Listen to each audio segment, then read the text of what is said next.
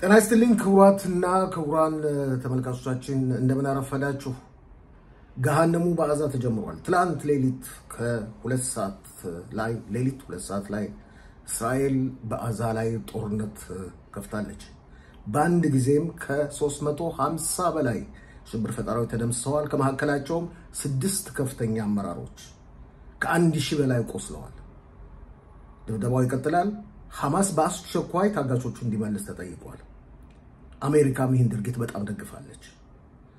ይህ በዚህ እንዳለ የሰሜን አዛ ነዋሪዎች ቤት ንብረታቸው ለቀው እንዲወጡ አልበለዚያ ጥቃት ሊደርስባቸው እንደሚችል ተገልጾላቸዋል።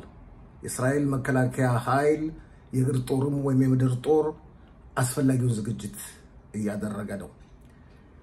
የራፊያ መተላለፊያ መንገድ ሙሉ ለሙሉ ተዘግቷል። እስራኤል እንደገና ወደ ጦርነት የወጣች መስሎ ይታያል። ልክ በ2 ሰዓት ጠብቁን። እነዚህና ሌሎችን ብዙ ዜናዎች በዚህ ጦርነትን በማስመልከት ይዘን እንቀርባለን። መልካም ቀን።